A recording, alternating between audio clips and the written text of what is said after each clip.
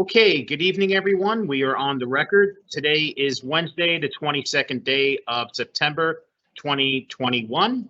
This is a regular meeting of the Jersey City Municipal Council. In an effort to adhere to social distancing protocols and best practices imposed by the city and state authorities, the city of Jersey City has canceled all public meetings and closed non-essential services as of March 16, 2020, until further notice. As a result, this council meeting will be held virtually as a video conference with public access. We had a scheduled 6 p.m. start. The clock on my computer is showing 6:02 p.m. May we have a roll call for the commencement of this meeting? Councilperson Ridley is not here yet. Okay, Councilperson Prinzeri. Here. Councilperson Baggiano. Yeah. Councilperson Saleh. Here. Councilperson Solomon. Here. Councilperson Robinson. Here. Councilperson Here. Lavarro. Here. Councilperson Rivera. Here. And Council President Waterman. Here. Councilperson Ridley, you are here at 6:03 p.m. So we have all 9 members present at 6:03 p.m. Can we kindly rise for a moment of silence, please?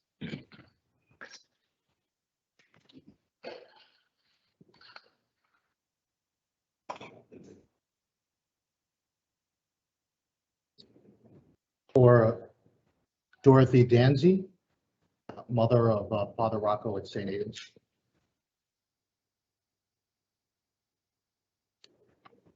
Also Nancy Martinez, sister of former DPW supervisor Victor Negron.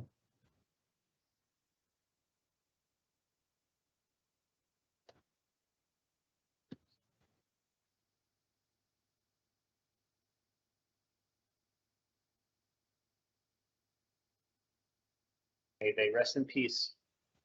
Please remain standing as we salute the flag. I pledge allegiance to the flag of the United States of America and to the republic for which it stands, one nation, under God, indivisible, with liberty and justice for all.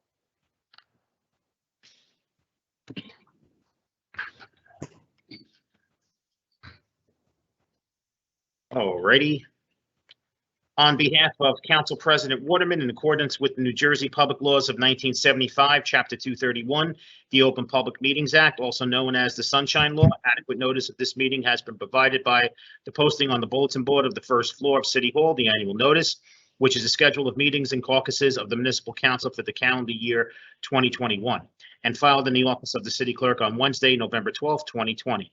In addition, at its time for its preparation, the agenda of this meeting was similarly disseminated on Friday, September 17, 2021 at 5:10 p.m. to the Municipal Council, Mayor, Business Administrator, Corporation Council, and the local newspapers, and posted on the city's website, so I can certify as to our total compliance with the Sunshine Law. Council members, before we move on with the meeting, I just have we need a motion to add the late items that we discussed at the caucus. So if you would just allow me to read them into the record. Item 10.29, resolution 20. Yes. My apologies. I'm just going to check out because it looks like my screen is frozen again. Okay. Okay. I'll be right back. So item 10.29, resolution 21-688, a resolution establishing an ad hoc committee to investigate the response to Tropical Storm Ida by Source Water and additional responsible parties in preparation and emergency response, including delivering clean water to the residents of Jersey City. Item 10.30, resolution 21-689 is a resolution rejecting all proposals received by the city of Jersey City on August 24th, 2021 for a contract regarding congregate nutrition program. Council members, I need a motion to add items 10.29, resolution 21-688, and 10.30, resolution 689. Motion. Second. Motion was made by Councilperson Baggiano, Right. and Yes. I believe there was a second made by Councilperson Solomon. Okay, on the motion to add items 10.29 and 10.30, Councilperson Ridley.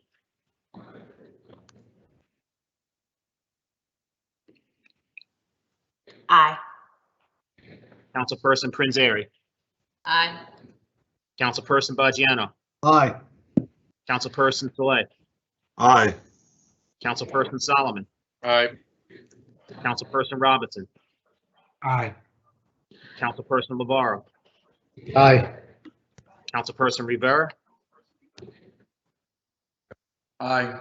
And Council President Waterman. Aye. Motion carries 9-0. To add items 10.29, Resolution 21-688, and item 10.30, Resolution 689. Alrighty. Moving on to our regular order of business, our first reading ordinances. Before I start reading them into the record, we're going to read the first one into the record, and then I have a little explanation. So item 3.1, City Ordinance 21-066 is an ordinance to regulate the installment of new wireless utility poles and equipment by amending the code of the City of Jersey City, Chapter 296, Streets, Sidewalks, and Public Rights of Way. Councilperson Solomon, we added the amendments in red. So Amanda, would you mind scrolling down a little bit? I'll tell you when, as soon as you see the first red, right there, stop there. See where it says facilities? This was what was added. Facilities, underground conduit, utility poles, wiring, cabinets, footings, and street light fixtures. Then if you move on to where it says miscellaneous provisions. Okay, stop where you see H. We have the new H is as follows. The applicant shall be responsible for the removal of any identified facilities no longer in active use nor required for future use under their ownership and control. And then we had to just move the I through L. And that's why that is in red, just the numbering of them. So council members, those were the additions to this ordinance. And I just wanted to point it out, and any member of the public or any council member has a question, they are in red, and Councilperson Solomon and also Councilperson Youssef are here to answer those questions, facilitate the answers to those questions. With that being said, I'm going to read the rest of the first reading ordinances into the record, and then I'm going to take a vote. Item 3.2, City Ordinance 21-067, an ordinance amending Chapter 257-6, Property Transfers, and Chapter 332, Vehicles and Traffic, Article 7, Metered Parking, Article 8, Permit Parking of the Jersey City Municipal Code. And item 3.3, City Ordinance 21-068, an ordinance supplementing Chapter 332, Vehicles and Traffic, Article 9, Parking for the Disabled of the Jersey City Code, designating reserved parking space at various locations throughout the city. Okay, council members, does anyone have any questions on the first reading ordinance with the changes that were made? Okay, hearing none. On items 3.1 through 3.3, Councilperson Ridley. Aye for introduction.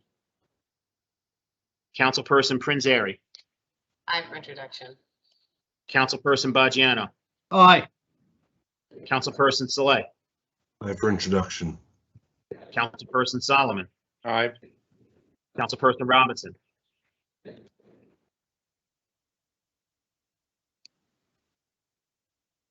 Aye. Councilperson Lavaro. Aye. Councilperson Rivera. Aye. And Council President Waterman.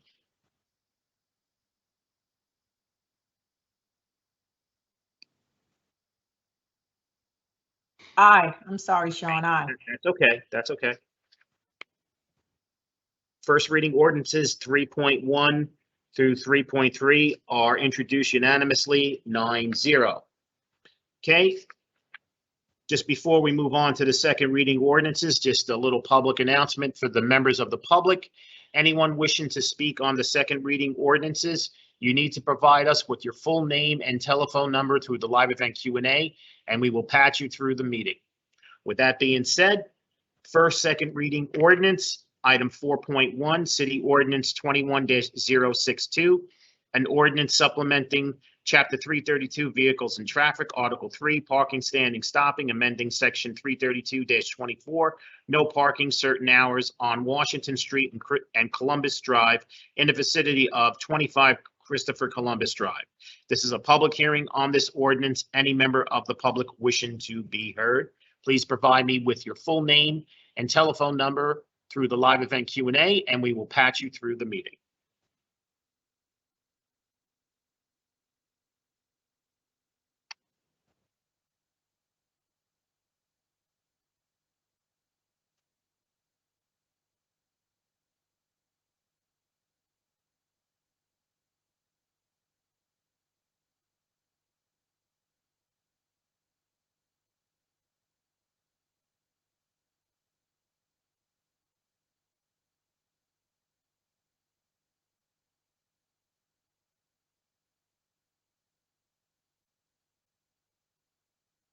Okay, this is the last call on the public hearing on City Ordinance 21-062. Any member of the public wishing to be heard, please provide me with your full name and telephone number through the live event Q&A, and we will patch you through the meeting.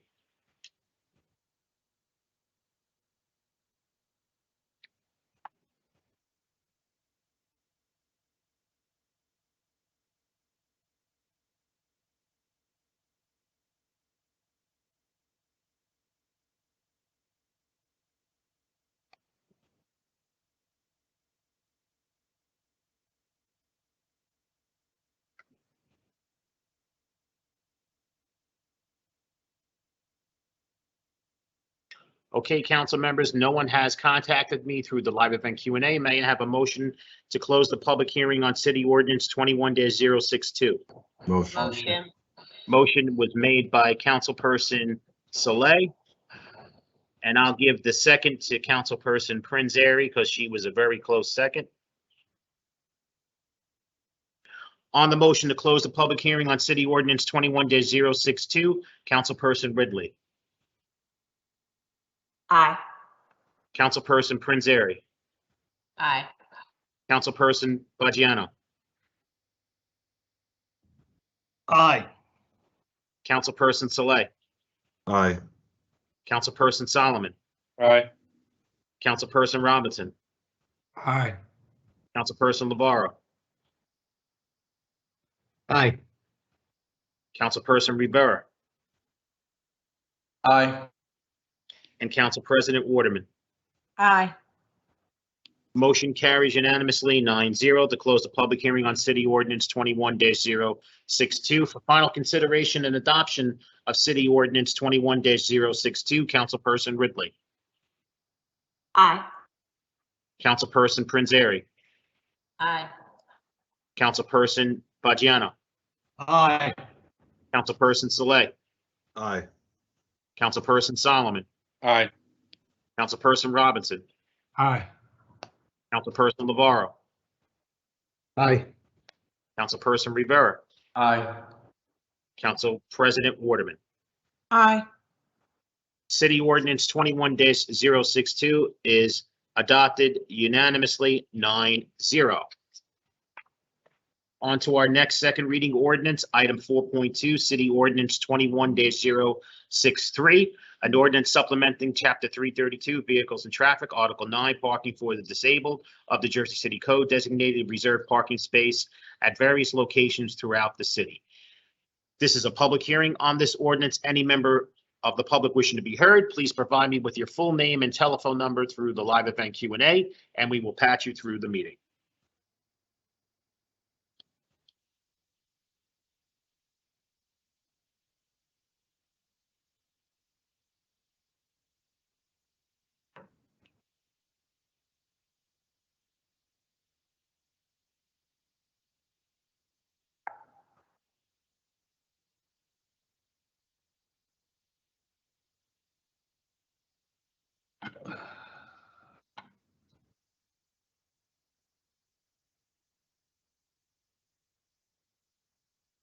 Okay, this is the last call for the public hearing on City Ordinance 21-063. Any member of the public wishing to be heard, please provide me with your full name and telephone number through the live event Q&A, and we will patch you through the meeting.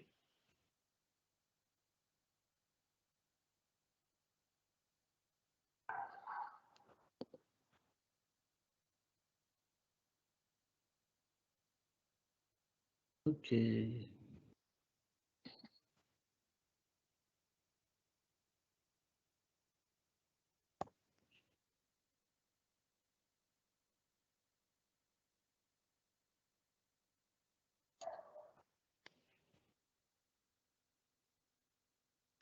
Okay, council members, no one has contacted me through the live event Q&A. May I have a motion to close the public hearing on City Ordinance 21-063? Motion.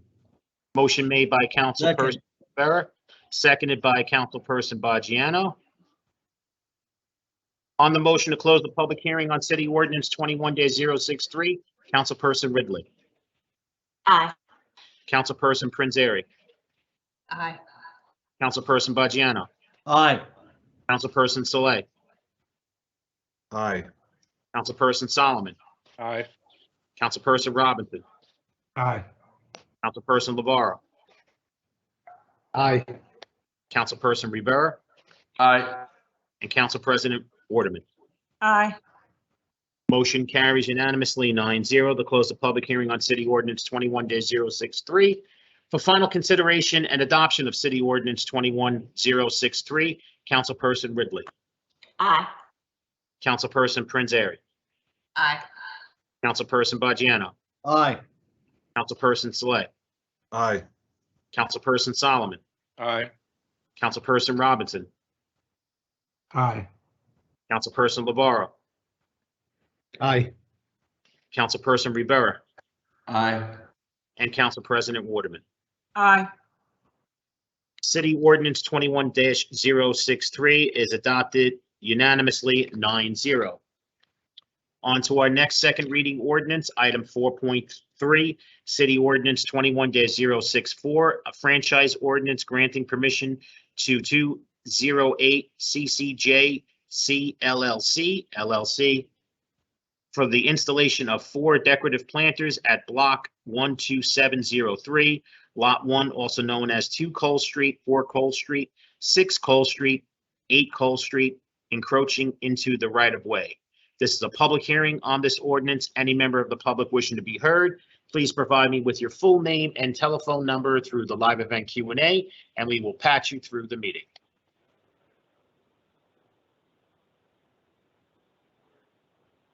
Is this 64 you're referring to, or 63? This is 64. Okay, I couldn't tell from my phone. I basically have one Hold on question. 1 second. I'm Okay. sorry. I'm sorry, Yvonne. I didn't know that we had you ready to go. I apologize. So, Yvonne, your time is going to start on my countdown. You're going in 3, 2, 1, go. Okay. I have basically one question.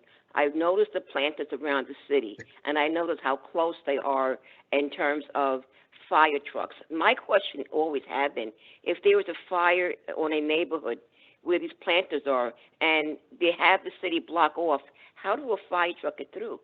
That is the only question I really have, because I see, some of these fire trucks are very large. So are we in consultation with the fire departments to make sure that a fire truck can get through? Because, we do have parks for all these things. But that is my main question is I've noticed that, and there's a concern. So I would like to be able to get an answer. That's all I have to say. Mhm. Okay. Peter, based on the fire regulations, shouldn't there be a certain distance? Yes, there is, and that's taken into account with the application for the franchise. And as far as the planters throughout the city, those are designed to be either to allow the complete pathway for the trucks and emergency vehicles, or to, in the alternative, be easily moved. And so that is the case with all of them. If there are any specific ones or any questions about, you can let me know. I think that would be a question probably for Andrew and traffic, and About the fire chief. and the traffic section can look into that. Thank About you. the fire chief. Yeah, I hope nobody's ever hurt. Thank you very much. Bye. Thank you. Okay, this is still a public hearing on City Ordinance 21-064. Any member of the public wishing to be heard, please provide me with your full name and telephone number through the live event Q&A, and we will patch you through the meeting.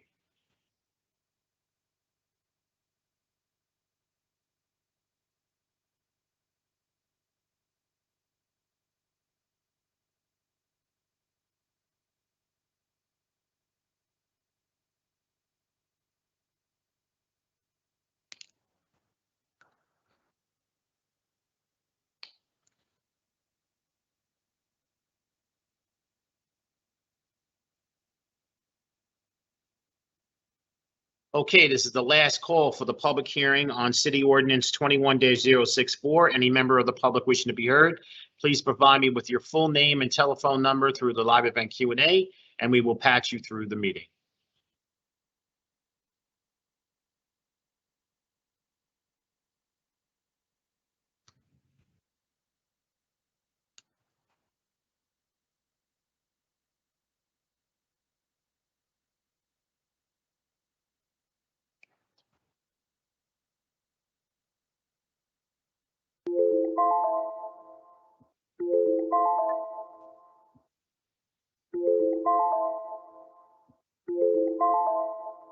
Okay, Amanda, if we can stop the, there you go. Thank you. Sean, Yes. can I ask something? Before we vote on this, maybe this should be put off. Have we contacted the fire department? They got some pretty big trucks and we got some pretty big emergency service equipment. And have they been contacted and consulted on this issue? Because God forbid something happens and they can't get through, they'll be held to pay. Joyce, Andrew, is Andrew on the line? He wasn't asked to be here. Yeah, right. I know sometimes they are on. And also, Peter actually addressed the situation where the planters, they're all Correct. pretty much the same, so they can be moved if How needed. big are these big giant planters? I'm really not sure. If they're the big giant planters, you just don't get out and move them. You need Superman to move them. So what we can do is, we can vote on it and then look into it, because based on what Peter said, that they could move them. So I don't know exactly which planters are they speaking of, but that is a concern. Right. Okay. We do have another speaker that just asked to be called, so. Okay. Let them speak. Yep, just bear with us while we get that speaker on the call, because we're still on the public hearing. Mhm. Bear with us while we get the next speaker on the line. Thank you.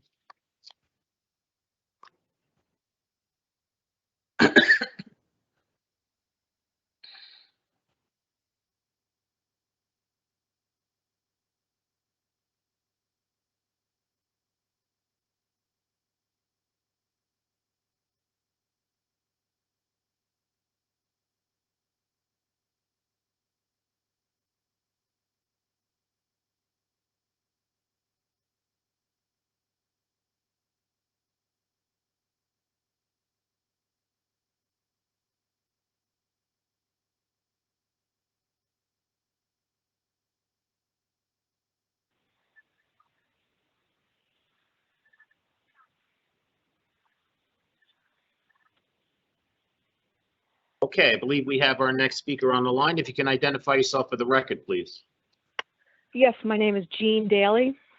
Okay, Jean, we're just going to reset the clock. Once we reset the clock, I'll give you a countdown. All right, you're going on my count. You're going in 3, 2, 1, go. Well, I must disagree with Mr. Baker. It's completely incorrect. I have been arguing about these planters that have blocked off multiple areas, and they're supposed to be by law, even by our own municipal ordinances, 20-foot wide throughways between these areas. They're often blocked off by those big planters, and anything that Baker's saying is a pure lie. They're not easy to move. They block access to emergency vehicles, and this city apparently doesn't care one bit about it, because I've been bringing this up time and time and time again at these council meetings with no results. Also, I've also brought up the council meetings that some of these parklets that we've got out there are blocking fire hydrants. Does anybody care about the safety of our people, or just by what looks good in these photo ops and everyone outside having a great time? Well, God forbid a tragic accident happens and we know all hell's going to pay. So I am once again extremely livid about this assumption that Mr. Baker is making, that they're easy to move. That is not the case. You're blocking emergency access, which is required by law. It's time to listen up and start doing your job, council. Thank you. Okay, this is still a public hearing on this ordinance. Any member of the public wishing to be heard, please provide me with your full name and telephone number through the live event Q&A, and we will patch you through the meeting.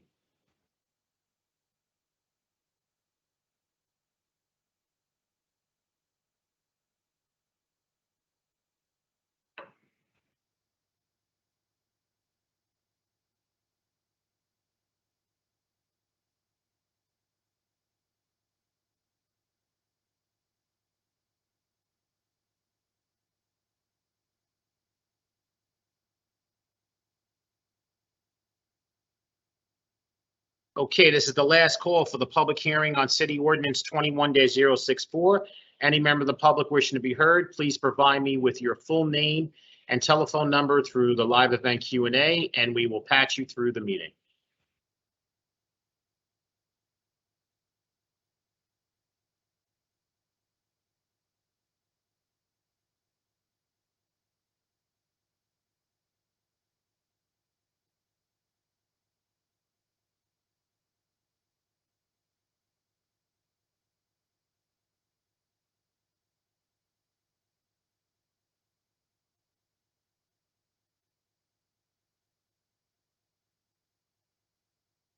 Okay, council members, no one else has contacted me through the live event Q&A. May I have a motion to close the public hearing on City Ordinance 21-064?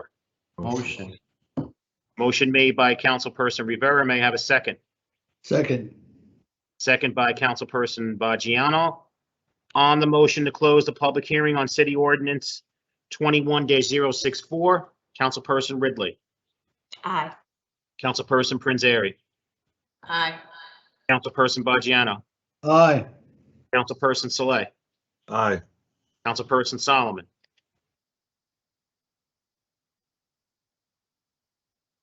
To close the public hearing. Councilperson Solomon. Aye, sorry about that. Thank you. Councilperson Robinson. Aye. Councilperson LaBarro. Aye.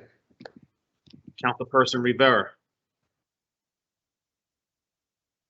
Aye. And Council President Waterman. Aye, but Sean, I want Oh. to table this to see if I can get an answer. Okay. Before we do that, just let me read the recap. Motion to close the public hearing on City Ordinance 21-064 is approved unanimously 9-0. So I have a motion to table Ordinance 21-064 after the close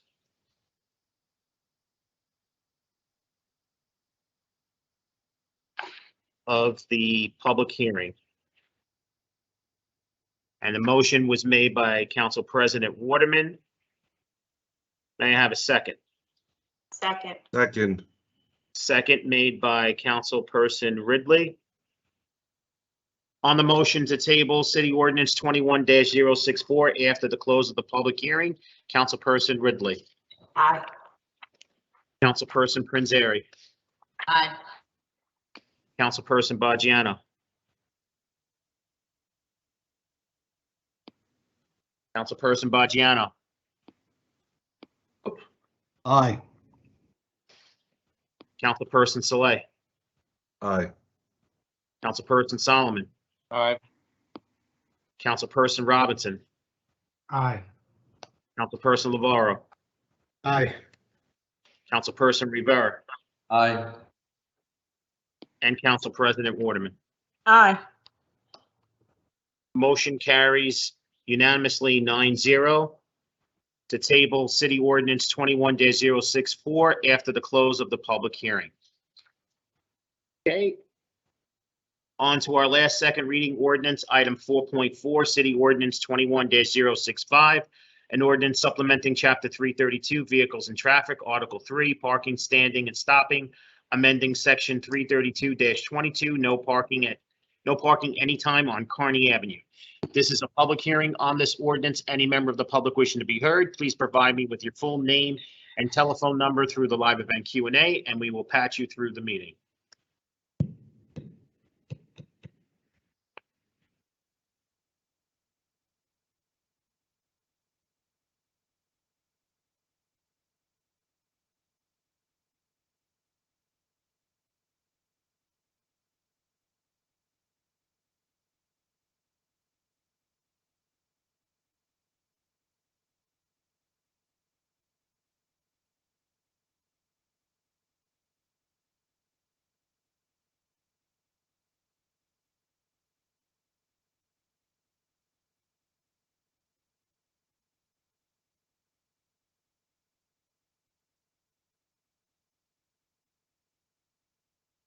Okay, this is the last call on the public hearing on City Ordinance 21-065. Any member of the public wishing to be heard, please provide me with your full name and telephone number through the live event Q&A, and we will patch you through the meeting.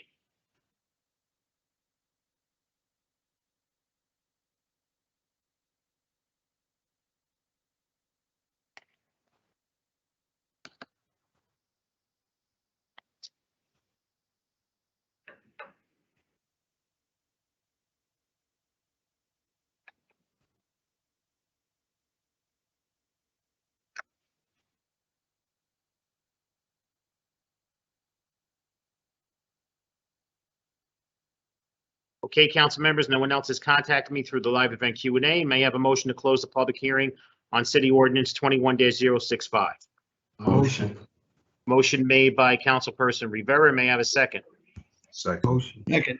Second by Councilperson Saleh.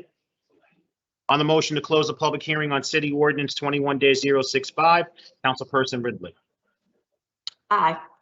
Councilperson Prinzary, Aye. Councilperson Baggiano, Aye. Councilperson Saleh, Aye. Councilperson Solomon, Aye. Councilperson Robinson, Aye. Councilperson Navarro, Aye. Councilperson Rivera, Aye. and Council President Waterman. Aye. Motion carries unanimously 9-0 to close the public hearing on City Ordinance 21-065. For final consideration and adoption of City Ordinance 21-065, Councilperson Ridley, Aye. Councilperson Prinzary, Aye. Councilperson Baggiano, Aye. Councilperson Saleh, Aye. Councilperson Solomon, Aye. Councilperson Robinson, Thanks, engineering, Jen and Andrew, as always. This is to right by City Hall Annex. It's a driveway and a crosswalk right there at the Jackson Green Homes. So thank you for your time and getting this done. I vote aye. Councilperson Navarro, Aye. Councilperson Rivera, Aye. and Council President Waterman. Aye.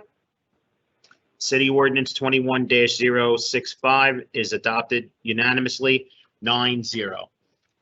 Okay, moving on for our public request for a hearing. Members of the public, please be by your telephone. We are going to call you in the order that you are listed on the agenda. If your call goes to voicemail, busy signal, or you just don't pick up, we will not be calling you back. So we're going to be calling you in the order that you are listed. I believe we have our first speaker on hold. If you can identify yourself for the record, please. Yvonne Bolson. Okay, Yvonne, your time is going to start on my countdown. You're going in 3, 2, 1, go. First, I want to thank the council for tabling that. Maybe you saved somebody's life. I received my tax bill recently, and I noticed on my bill I have a county tax, a school debt tax, arts and culture tax, local tax, municipal library tax, and open space tax.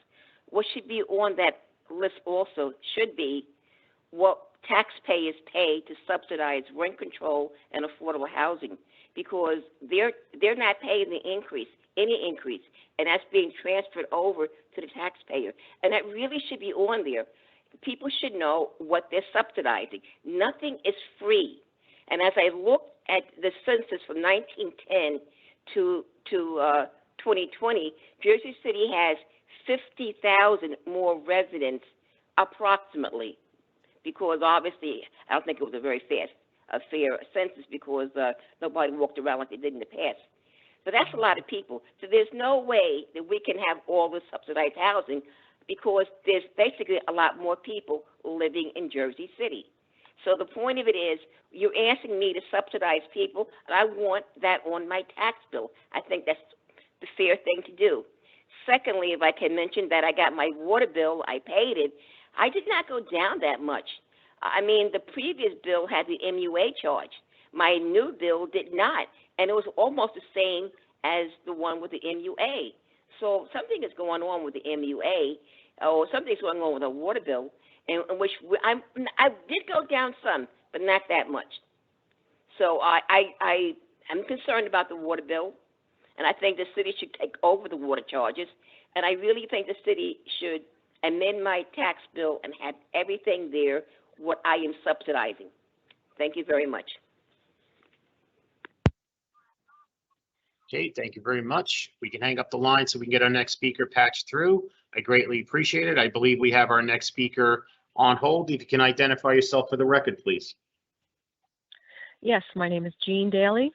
Okay, Jean, your time is going to start on my countdown. You're going in 3, 2, 1, go.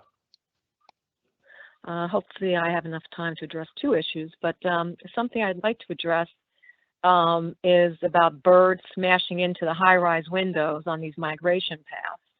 I know hundreds, or actually thousands of birds are colliding with the buildings in New York City and dying because of the lights on these high-rises. I really wish Jersey City would make some kind of study as to how many migratory birds are being lost due to our high-rises and the way we keep lights on in these buildings. It's a very important issue. I think it's something that we do need to look into, especially with the amount of high-rise buildings that are going up in Journal Square and down by Exchange Place. On another issue I would like to discuss is the Ethical Standards Board. Jersey City has its own Ethical Standards Board. Why is that not represented on the City Hall website? Why are the members not on that site? Why has the process for filing an ethical standards complaint not on our website? I really ask all our council members, and we know everyone's running again, what are you going to do to ensure that the Ethical Standards Board is represented in Jersey City? There are several complaints I would like to file at the moment, but I can't even find out who's on the board, let alone the process of filing an ethics complaint. This really is the pinnacle of what Jersey City needs. There is no transparency in this town. You can't even find how to file an ethics complaint. What is the town afraid of? This irks me. I've brought it up time and time and time again.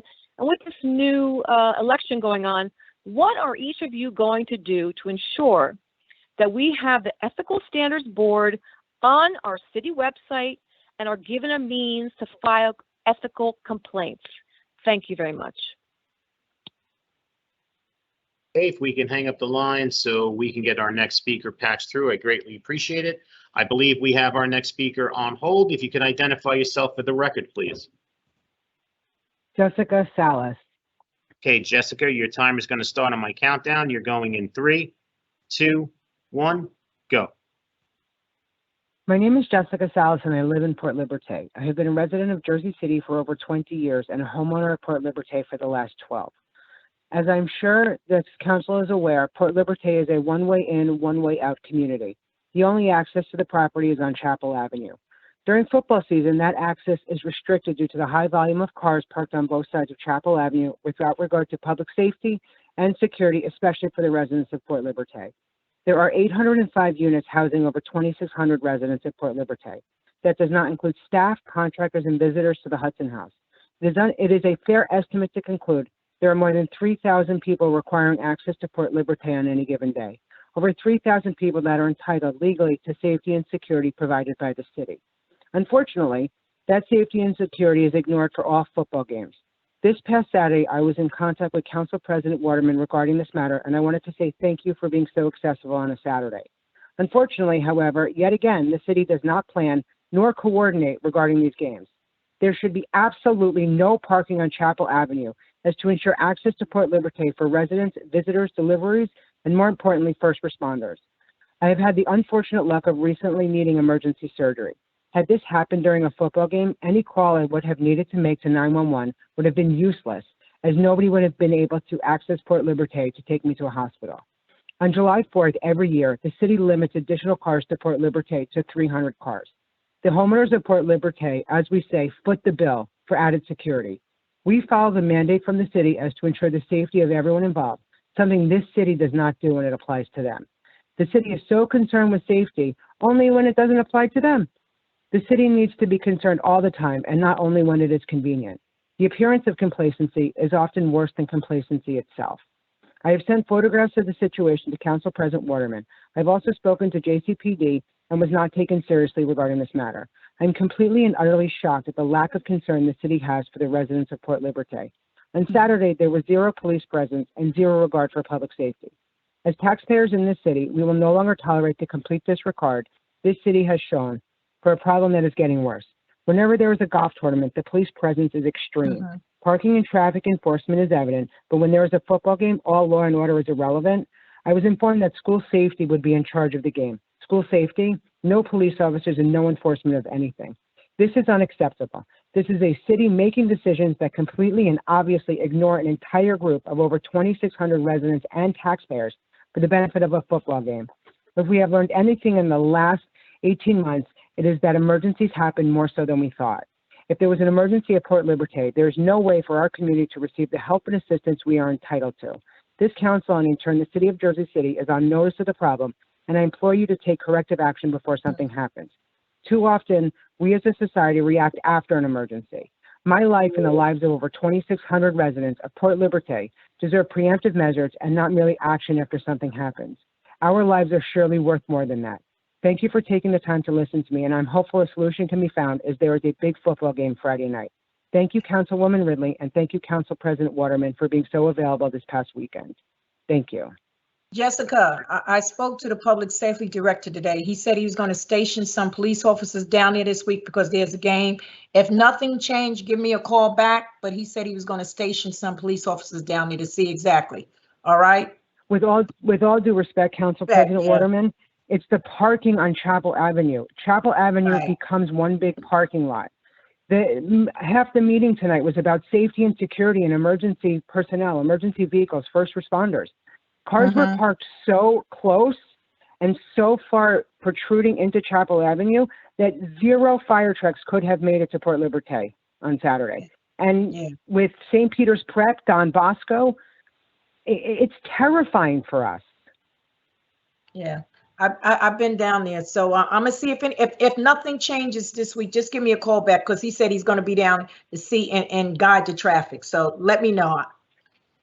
But can we limit parking on Chapel? Yeah, I'll also loop Jessica and Council President into an email that I have right now with Judy, the property manager down at Port Lib, Captain Sullivan, and Director of Recreation. I'll loop Mary Peretti into that email as well to make sure that we're set for Friday. Okay. With all due respect, Captain Sullivan basically ignored my concern. Okay. But there should be no parking on Chapel Avenue. None. Zero. Zilch. Okay. All right. Thank you, Jessica. Thank you, council. Thank you so much for your time. I appreciate it. Thank you so much. Thank you. All Okay, if right, we could just bye. hang up the line and so we can get our next Thank speaker you. patched through, I greatly appreciate it. Okay, I believe we have our next speaker on the line. If you can identify yourself for the record, please. Hi, good evening. My name is Sarah Howland. Okay, Sarah, your time is going to start on my countdown. You're going in 3, 2, 1, go. Hi, good evening, everyone. I'm a resident of Ward B.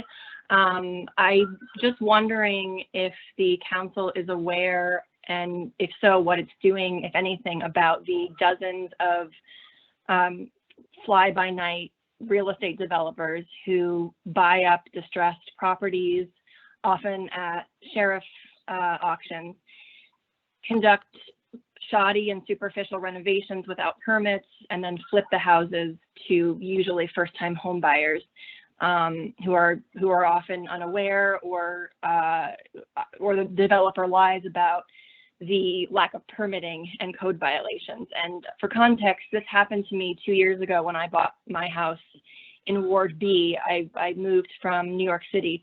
I'm a lawyer in New York City, and I'm fairly savvy with this kind of stuff, but these developers are unfortunately very good liars. They're very good at concealing their identities. I bought my house from an LLC who is owned by an individual. His name is Maurice Wolf.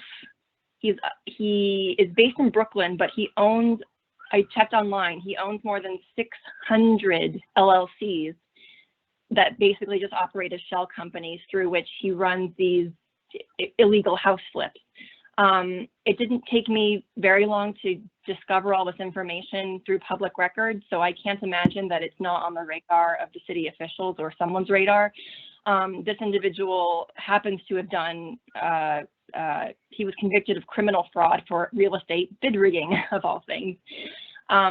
And over the last several months, I've been doing my due diligence to talk to many Jersey City residents who all have eerily the same stories that almost always involve faulty plumbing and defective roofs and other structural defects, but almost always it's plumbing, roofs.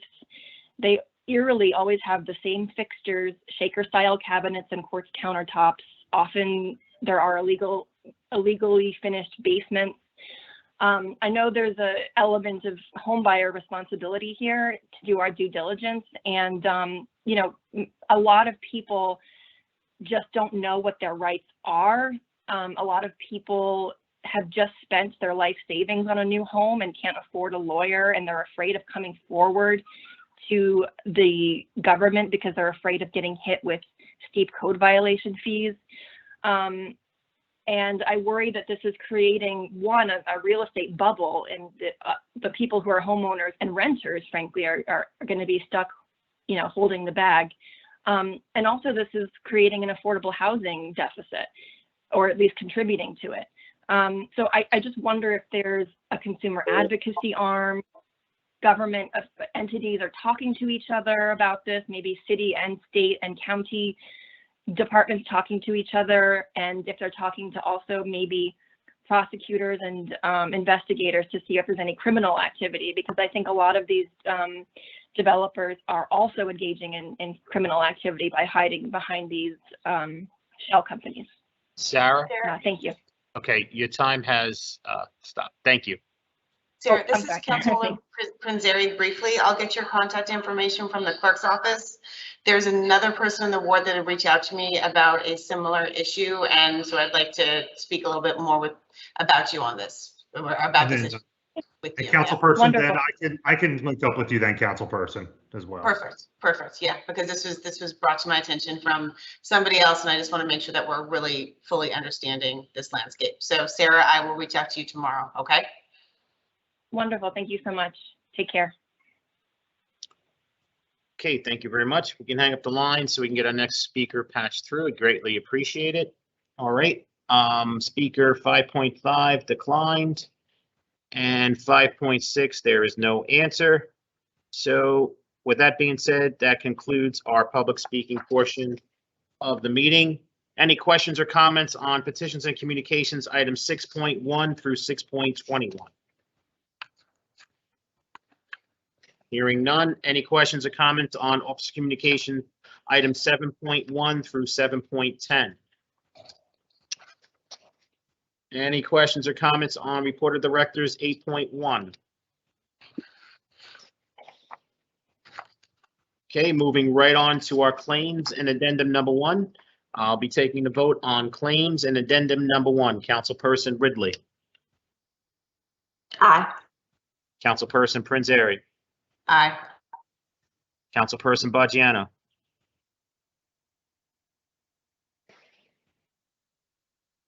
Councilperson Baggiano. Sorry about that. I was on mute. Aye. Councilperson Saleh. Aye. Councilperson Solomon. Aye. Councilperson Robinson. Aye. Councilperson Lavarro.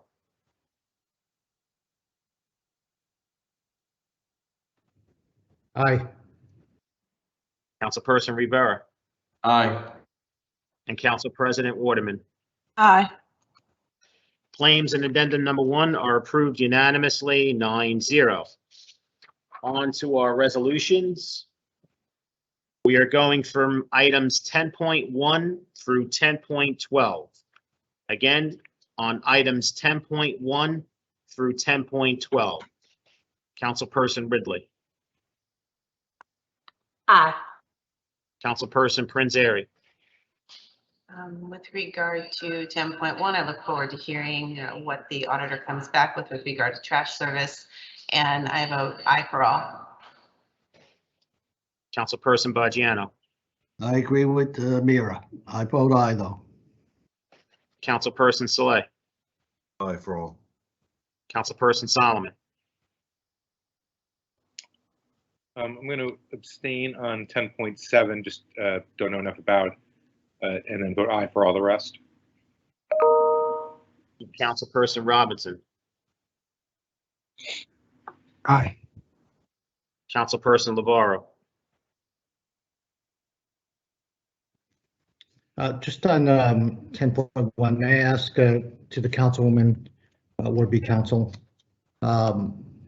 I know the resolution reads that it's I'm looking at the feasibility. Do you have an idea of, in your conversations, as to what the timetable will be for this audit to be completed? The exact timetable, no, I do not yet.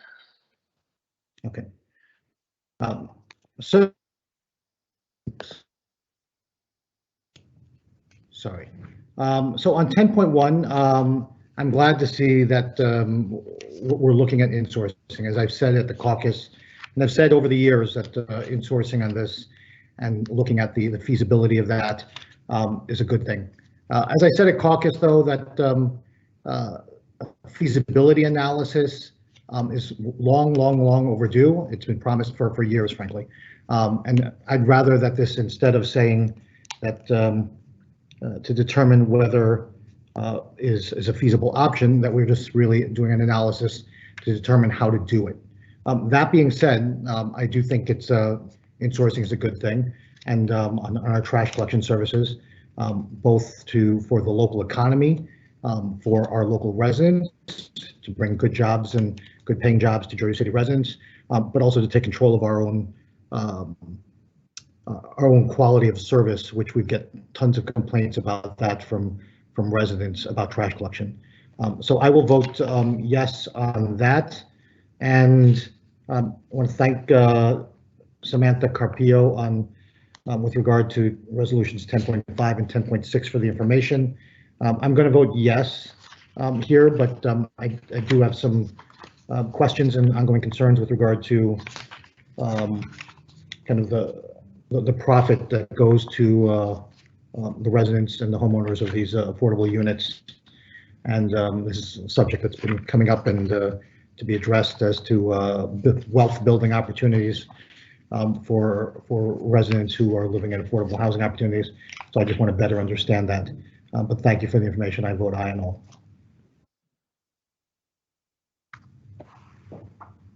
Thank you, Councilperson Rivera.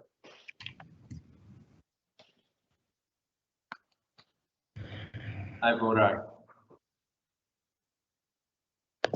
President Waterman. Aye. Okay, If you would allow me just to recap. Items 10.1 through 10.6 are approved unanimously 9-0. Item 10.7 is approved 8-0-1 with Councilperson Solomon abstaining.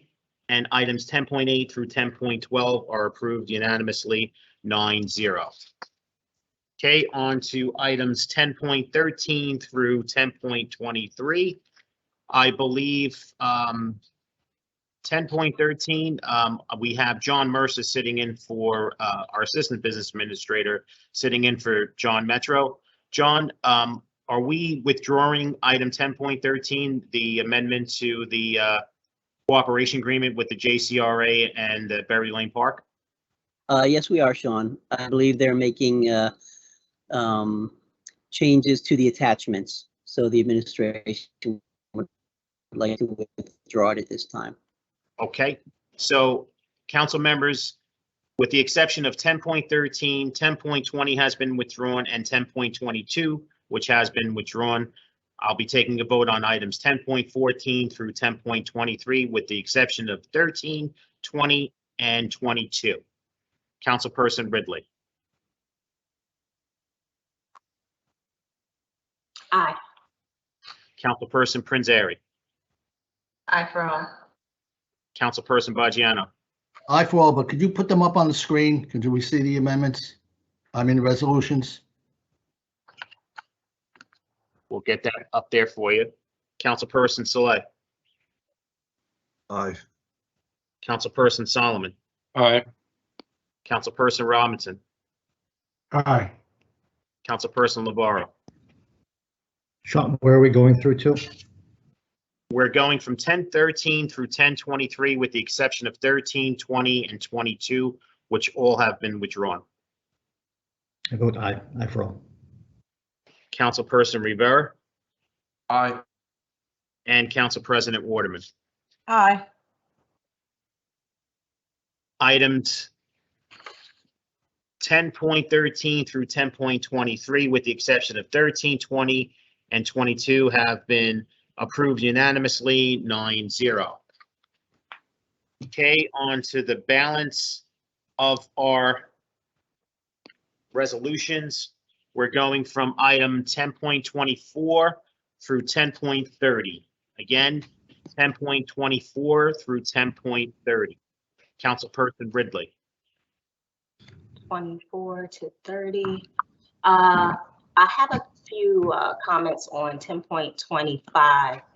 On 10.25, this is the inclusionary zoning.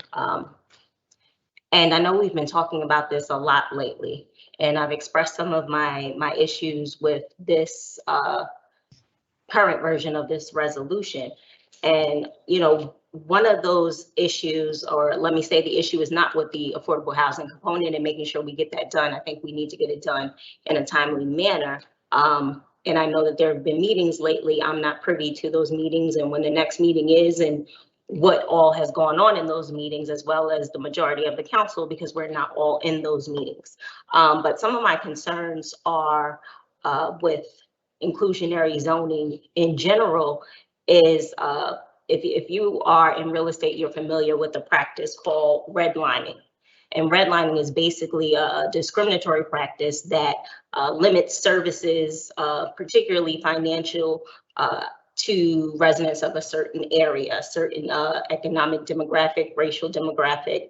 It was used years ago to deny people in certain areas of loans and other services. When we begin to target certain areas or place people into certain areas without creating mixed communities, this becomes an issue. I have Ward A residents that come to me telling me that they cannot get into the available affordable housing. I spoke with a resident the other morning from Eastern Parkway whose son doesn't even make $40,000 and he was denied housing at Whitlock Mills. You know, residents that are coming right out of college are being denied. Teachers, fire, police can't get into this affordable housing and they're not making enough to be able to stay here in Jersey City. That's a problem. We don't set the standard for what those affordable incomes are. I wish we could, but that's something that's passed down from the federal government and from HUD. And this is a real concern. And I wish that there is a way that we could look into how we can make affordable work for the people that we're trying to make it work for, right? Because we want to make sure that Jersey City residents and the majority of Jersey City residents are included and can get into these spots, but that doesn't seem to be happening at this point. So that is a concern of mine in general, not just with this ordinance, but I think that we need to look at. But what I'm concerned about is I feel like, why are we asking the planning board to do double work or maybe triple work? I know that we're trying to work together now to have one ordinance with fair share housing at the table that hopefully we can get to an agreement on one. Councilman Lavarro has his version. I know that Councilman Solomon has been talking about an affordable housing plan. I don't know if he plans to present his or move his to planning also, but that's already 3 different plans. And I think that we all agree that we would try to work together on something solid that we can move forward together. And I don't know where we are with that. Like I said, I haven't been in those meetings with Fair Share or anyone else. So I just wanted to explain my stance on this resolution, and it's not against affordable housing, because I saw Councilman Lavarro's hissy fit on social media last night. And, you know, every council person here knows that I get very defensive about Ward A residents and the ward itself. And they also know I don't like to argue on the dais or in front of the public, because I don't feel like it fosters a spirit of working together and compromise, and I don't feel it makes the residents feel any better about getting anything done. So, you know, while I'm fine with the political stances and everybody makes their own opinion on things, I don't like to be pulled into political nonsense while targeting and lying to Ward A voters. So let's talk about some facts.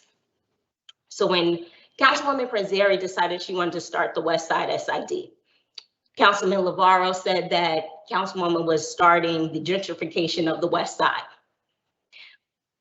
But I don't see that. I see that Councilman Lavarro started the spearhead of gentrification of the West Side when he gave his former employer multiple abatements while sitting on city council for the University Place project. How he was even allowed to vote on that at that time, I don't understand. I wasn't on council. I don't know what happened, but I know he did vote on it. Actually, he was the deciding vote on those abatements for that project. To me, that's a conflict of interest.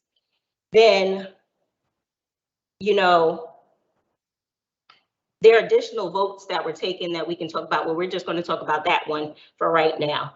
And anybody who wants to go and reference it, it's Ordinance 16-187. That's one of them. There's others, but if you just want to look at one, you can go and look at that one. The building, one of the buildings, because there's 4 buildings, that was approved currently has 1 bedrooms and 1 bathrooms for $2,575 a month. The other fact, the only building in the University Place project that has any affordable units was the building that I negotiated for the Performing Arts Center that we are looking to build now. That building has no abatement. So we allow these other buildings to be built with no give back to the community, no affordable units. And I just don't understand how we do that. And now today we say we're for affordable housing and everyone else is gentrifying the area. And let's not forget that the councilman was infuriated when I did get affordable housing in University Place. I'm not sure why. So Councilman Lavarro, you've been on the council the longest for the last 10 years. And over that time, there's been at least 140 abatements with little affordable housing or any givebacks.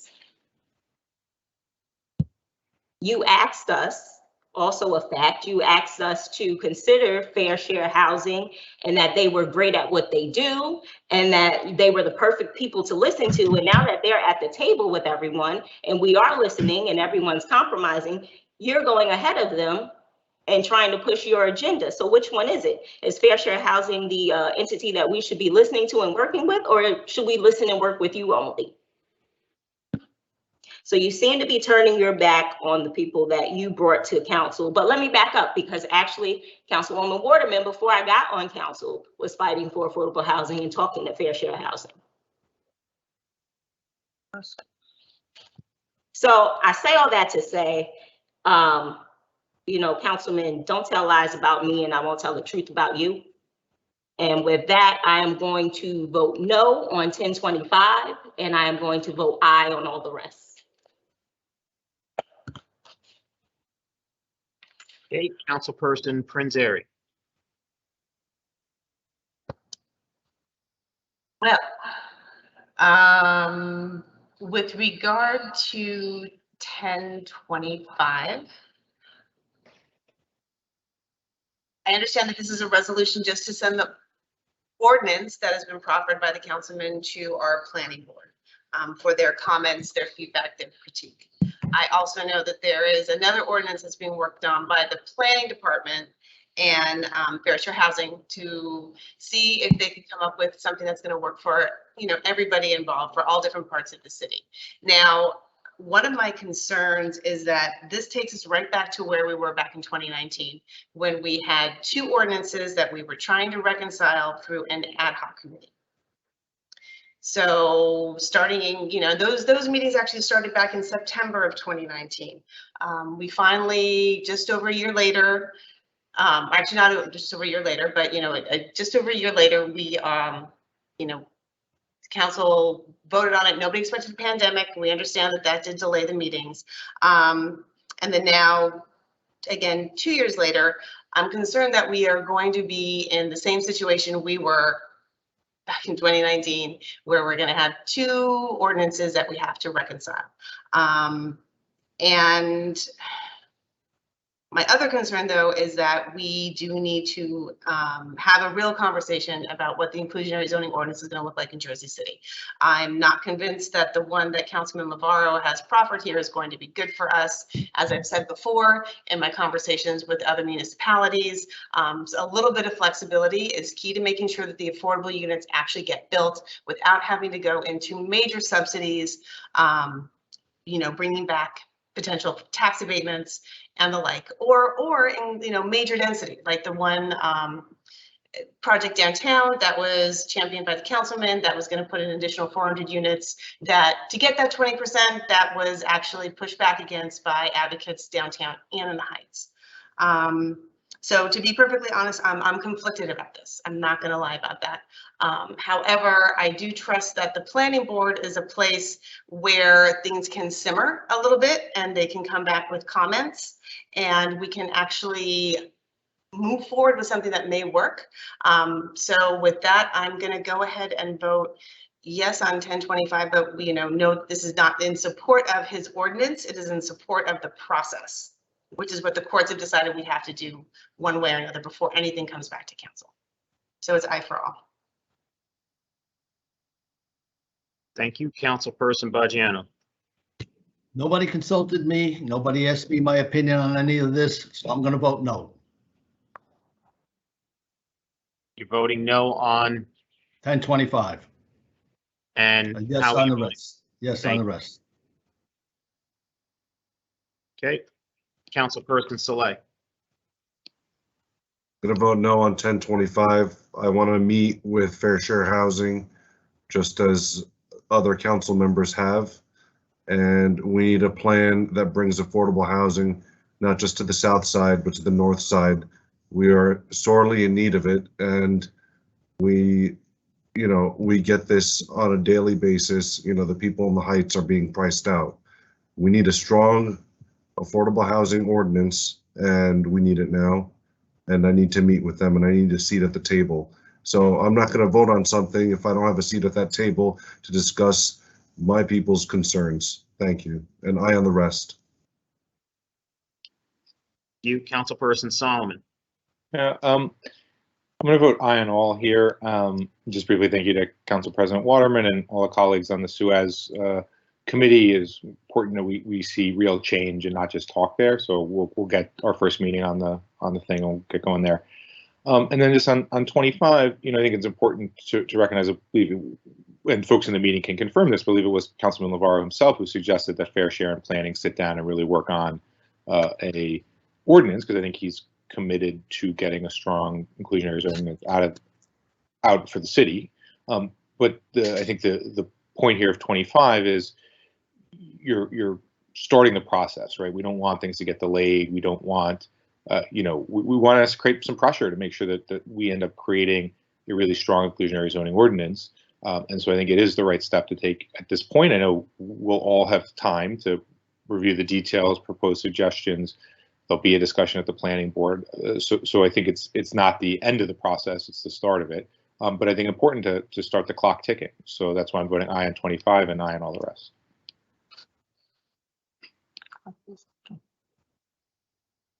Thank you. Councilperson Robinson. Yeah, just on 1025, everyone knows that I've been like pushing really hard for affordable housing, all along. I think it's important to get this process started as quickly and fast as possible. I've actually talked to planning department this week on something else, and they told me how that they've been working around the clock with fair share housing already, and we want to get this done right so it's fair to everyone in the city. Because I believe over on the south side, we need more than just affordable housing to, compete with what's going on. So I think that the process is starting, and I want it to go as smoothly as possible. I didn't get my meeting with Fair Share Housing yet. We're still waiting to put the lunch together, but we're going to be, working on it really soon. So I'm going to vote no on 1025, but, that's not to say we don't need more affordable housing, because we do have a historic number of affordable housing over in Ward F over the last 4 years, and not just rentals, but also home ownership. And, everywhere there's a lot or everywhere there's an abandoned building that JCRA and the city can take control of, we'll be looking to make them affordable home ownership as well. If planning is on tonight and planning is listening, and please do as much as you can as quickly as possible to get something back in front of us, because I think we all want the same thing, and that's to keep the residents of Jersey City here, so we won't be talking about gentrification. I vote no on 25, aye on all the rest. Councilperson LeVar. So let me start with resolution, I think it's 1029, is it? Is that the committee on Suez? So thank you to Councilman Solomon and the council president for forming this committee, and I hope for the sake of Jersey City's residents that we can adopt the sort of changes and move this forward, the changes that Councilman Solomon has proposed. And seeing a wireless emergency network similar to the Amber Alerts and the like, so that we don't have this repeat, which we've had now repeatedly over the past year, literally on multiple occasions, of not notifying our residents of the boil water advisory in a more timely kind of fashion. And so thank you for moving that forward. So let me get to 10.25. So I think it's important we have some facts here. I agree on that one point, and I think let me start at the Councilman Bogiano to say that you haven't been consulted. We started this process back in August of 2019, actually earlier than that, May of 2019, but the committee started in August 2019. You participated in some of those committees. There was a whole bunch of meetings in October where and lots of people came out to speak, and so to suggest that you haven't been consulted or that somehow you're in the dark on this is disingenuous, sir. So it's my time to speak now. Not true, so Orlando. Not true at all. I'll take my time to speak, Councilman. It's my time now. Go ahead. So that's disingenuous, and but you're entitled to your no vote and your reasons for whatever you want to make up to justify that no vote. Councilman Saleh talks about the urgency, but then says doesn't want to pass this approve this resolution to refer it so that this process can continue to move forward. Right. So while there are conversations and other things like that, but he was quick to approve an ordinance last year that was struck down by the court. right? So it's literally an ordinance. So I want to meet advising with the litigants them. who you It's had a my meeting time, with. Councilman Okay, Saleh. No, okay. It's my You time, had a meeting Councilman with Saleh. them. I want to have You that had your same meeting. opportunity. I'm You entitled had to your that. I'm opportunity, entitled Councilman to Saleh. It's represent my my time now. people from the Heights in that Councilman meeting. Saleh, I'm going to take Okay, my time. Thank you. You had your time to Okay, go ahead, to Rolando. try You have your time. So you could Everybody have respect that each other's meeting. time. I can't Go have ahead, the meeting. Rolando. Thank you. to fool the residents of Ward D, but I hope the residents of Ward D are not fooled by that, No one's because fooled by you.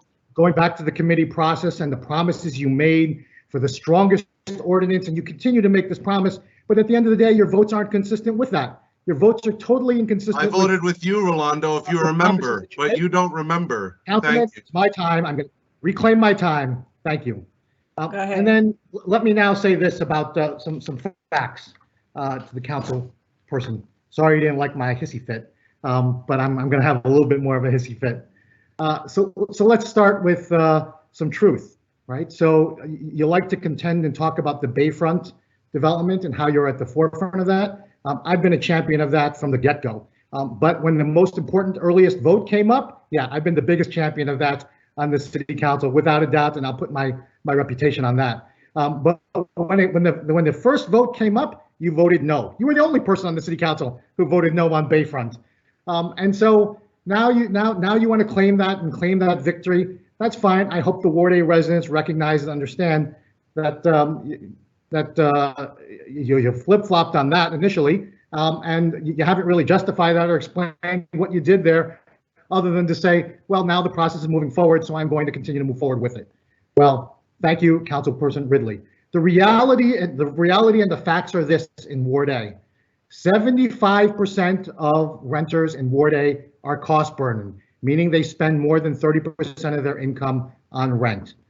Your residents, Greenville residents, our residents, I'm a Greenville resident all my life, and I will tell you, your residents in Greenville are clamoring for affordable housing in Jersey City, and I hope the Jersey City residents aren't fooled, the Greenville residents aren't fooled by this attempt to confuse the issue by throwing in terms like redlining and the like. The reality is this ordinance is stronger than the one that was struck down by the courts, and everybody knows that. This is a stronger ordinance than the one that you passed last year that was struck down by the courts.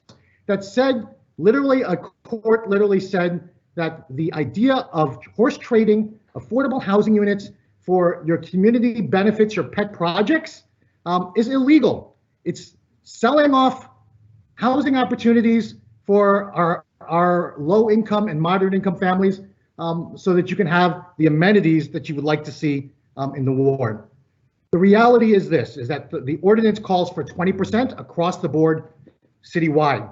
So when people talk about wanting to see more affordable housing in other parts of the city, where development is still booming in downtown and in the Heights and other portions, Journal Square, this would make it such that if there was developments that met the requirements of amendments to their zoning, that they would then be subject to 20% in all of those areas, in addition to other parts of Jersey City. The reality is, as well, that when we contemplated this in October of 2020, I proposed and introduced amendments that sought to reduce that mandatory on-site requirement in wards on the south side of Jersey City, and all of that was rejected by every member of the city council except for Councilman Solomon, right? So it's completely not even disingenuous, it's a lie to say otherwise, that you're somehow in support of affordable housing in Jersey City and for your ward. The reality is, folks, there is an election and people are playing politics with it. I'm trying to move this process forward. We tried that last year, and people want to say, well, let's have a process. We tried that. We tried that and had established a committee going back to May 2019. That committee started meeting at the end of August 2019 and met through February 2019 until COVID hit. When we resumed the process in the middle of COVID, we resumed it in July of 2019, and the process got hijacked and ultimately was the sham inclusionary zoning ordinance was introduced by the Mayor Fulop and was adopted by the City Council. by a 7-2 vote with myself and Councilman Solomon voting against it. So don't be fooled by this. Election day is coming. Folks are trying to make their case that somehow they want you to think that they're fighting for the people of Jersey City. They're not. The last point I want to make, because the councilwoman wanted to attack my record on things. There are things I've done and mistakes in my past, but I also just want to point out that if you actually check the record on that, on the tax abatement votes, yes, I voted for tax abatements.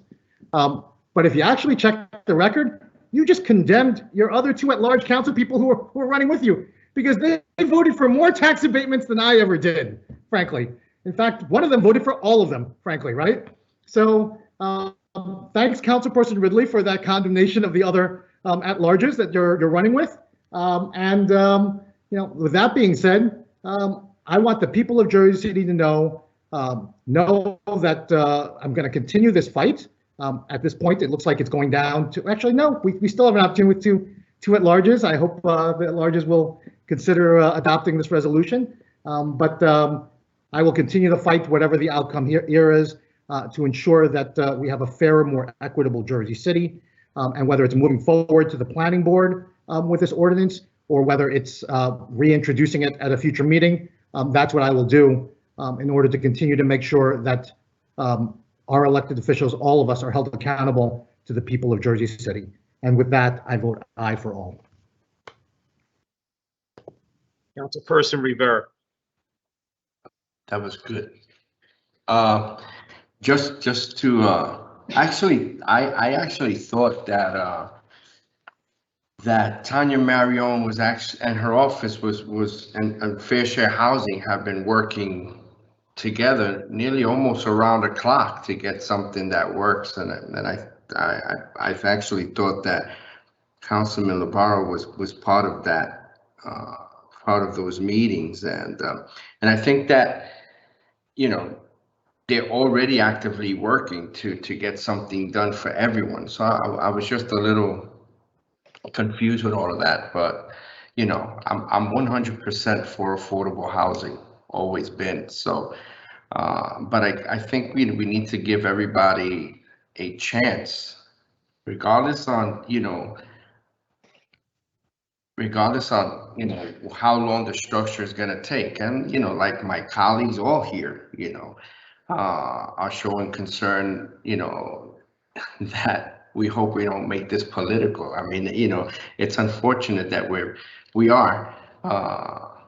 This looks like we're playing politics with people that really do need affordable housing, and that's, you know, that's unfortunate. I'm going to vote no on 1025, and I'm going to vote aye on the rest.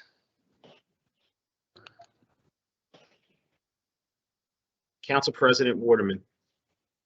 First of all, I want to thank Councilman Solomon for spearheading 10.29 with Suez. We definitely need an ad hoc committee to make sure they held accountable. And not only that they have a plan in place if something like this was to ever happen again with the water supply. Now, when it comes to 10.25, public, listen well.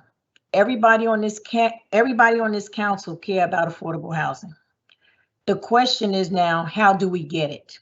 That's the big question now. How do we get it? Because even with the inclusionary zoning, the only way we can get it if they come to redevelopment and ask for some type of upzone. There have to be conversation on each plan that's presented. It have to be. We did meet with Fair Share Housing, who took us to court, who won their case. Now, when we had a meeting with them, they said that they would work with planning to come up with some type of plan that can work for the city. I see Councilman Rolando's plan out there, 2020. Rolando was in that meeting. He said he's not budging from 2020 for 20% down. He's not budging. That's the stand he's taking, because he believed the residents that signed his petition, this is what they want. I see Councilman Solomon has affordable plan out there. Everybody has a plan, but hear me well, public, and only for a plan to pass, we as a council will have to sit down and come up with some type of agreement on what will really work for the residents of the city of Jersey City. When it comes to affordable housing, There's always a challenge also when it comes to people income, because I have been in various meetings, and I've been in meetings where people said they don't want them, don't bring them here. I've been in meetings that people said they do want them, they need them. I've been in meetings where people say I can't even qualify for affordable housing and my income is so low. So when you deal with affordable housing, it's a big can of worms. But the only way it's going to happen is when we sit down as a council and see what works. 20% may not work in every situation. You may need 10%, you may need 5%. But to me, the whole objective is to get affordable housing, because the people who need it are the only ones that's suffering. And so you got to do a financial analysis. We are sitting down with Fair Share Housing. They're sitting down with planning and saying that they will come up with something that is stronger than the one that the council approved that the judge said was not good enough. I don't want to point the fingers, because I know when this is all said and done, I know everybody on the council really cares about affordable housing. The question is, how do we get it? That's what we have to sit down and say, how do we get it? Because you can have 20, 15 or whatever, but if no one is in an agreement to build it or need some type of redevelopment, we won't even get the 20, we won't get the 10, we won't even get the 5. And the only ones that's going to suffer is the people who really need it. We are all for affordable. This is an election year. And the only thing I don't like about election year, everybody put all these plans forth and everybody's saying they care. All of y'all do care. Everybody cares. That's not the question. The question is, how do we get it done? Okay, that's the answer I'm looking for. How do we get it done? Because all of the council do care about affordable housing. I can't say one doesn't. They do care, but at this point, I want to know, how do we get it done? I'm trusting that Fair Share Housing is at the table, putting their input in. I am trusting that the planning board is at the table, trying to come up with a decision. So with that in mind, that's the only reason why I didn't vote for 10.25, because we was at a meeting and we said it had to go to planning. Planning has to come up with an idea. So I'm trusting on what they say. And I know Councilman Lavarro, he's suspicious of it. That's his right. Okay, because he don't trust something, that don't mean I don't have to trust someone. I don't operate like that. I just don't. So at this point, that's the only reason why I'm voting no for that, because I was at the table and they said that they would. So I have to trust the process.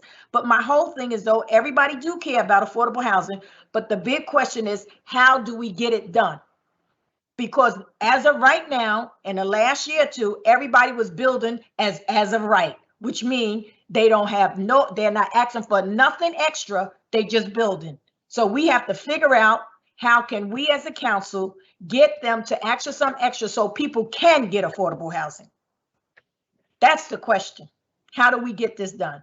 And so with that in mind, I'm open.